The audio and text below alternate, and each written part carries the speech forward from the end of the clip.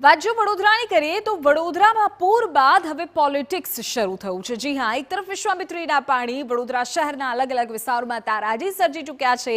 જો કે આ તમામની વચ્ચે રાજનીતિ પણ ચરમ પર છે। દર વર્ષે શહેરમાં સર્જાતી પૂરની સ્થિતિને લઈને હવે વિપક્ષ આકરા પાણીએ છે।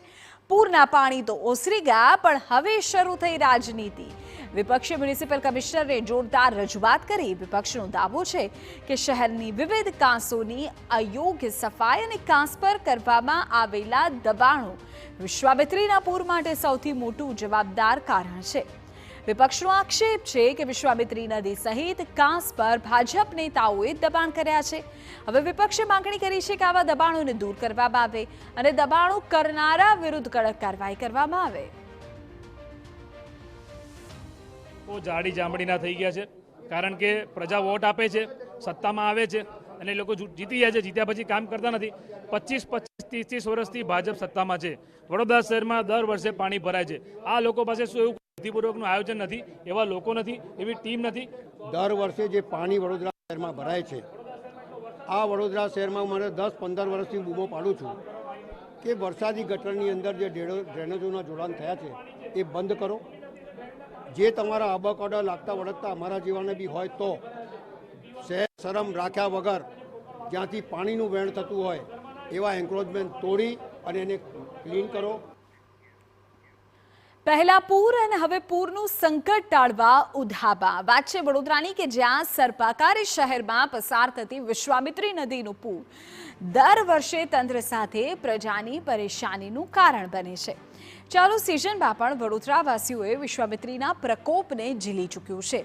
જોકે હવે મોડે જાગેલા મનપા તંત્રે ખાનગી એજન્સીને પૂરનું સંકટ કેવી રીતે ટાળી શકાય તેનું કામ સોંપ્યું છે। બેંગલુરુની એજન્સીએ પૂરનું સંકટ ટાળવા કેટલાક સૂચનો કર્યા।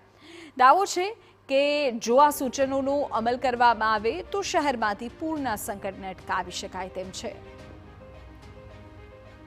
4 કરોડના ખર્ચે આ સર્વેનું કામ એમને સોંપવામાં આવ્યું છે। એ લોકોએ પ્રાઇમરી રેકમેન્ડેશન આપ્યા, જેમાં આ 3 તળાવોને ઊંડા કરીને એની પર ગેટ લગાડવામાં આવે તો જેથી કરીને તળાવનું પાણી ટેમ્પરરી કંટ્રોલ કરી શકાય, સેફટીને ધ્યાનમાં રાખીને। માનો કે અત્યારે ખૂબ વરસાદ છે અને આપણે ધાનોરા તળાવ બંધ કરવું છે, તો એ કંટ્રોલ આપણા હાથમાં આવે કે 1 બાય 1 તળાવના પાણી ડિસ્ચાર્જ કરીએ તો વિશ્વામિત્રીનું જે રિસ્કી લેવલ છે 29-30 ફૂટનું, એને ક્રોસ ના કરે। બેંગલુરુની એજન્સીએ શહેરની ભૌગોલિક પરિસ્થિતિ અને જળાશયોનો અભ્યાસ કર્યો।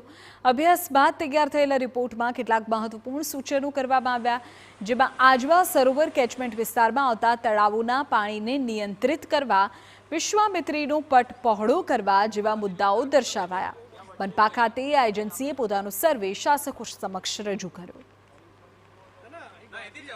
હાલની સ્થિતિ પ્રમાણે જે રીતે વિશ્વામિત્રી નદીમાં ઉપરવાસમાંથી જ્યારે પાણી આવે છે ત્યારે પૂરની સ્થિતિ સર્જાતી હોય છે, પરંતુ પાલિકા દ્વારા એક પ્રોજેક્ટ પર હાલ કામગીરી કરવામાં આવી રહી છે। પ્રોજેક્ટનો ડીપીઆર નક્કી કરવામાં આવી રહ્યો છે, તેના પર વર્કઆઉટ કરવામાં આવ્યું છે। જો આ પ્રોજેક્ટ પર જો કામગીરી થાય અને આ પ્રોજેક્ટ સક્સેસ રહે તો આવનારા દિવસોમાં વડોદરાના નગરજનોને કદાચ પૂરની જેવી પરિસ્થિતિ ઊભી થાય તેમાંથી રાહત મળી શકે છે। જે રીતે વાત કરીએ કે વર્ષ 2019માં પાલિકા દ્વારા એક ખાનગી કંપનીને આના સર્વે માટે અપ્રોચ કરવામાં આવ્યો હતો, પરંતુ કોરોના કાળ દરમિયાન કોઈપણ પ્રકારની કામગીરી કરવામાં નહોતી આવી।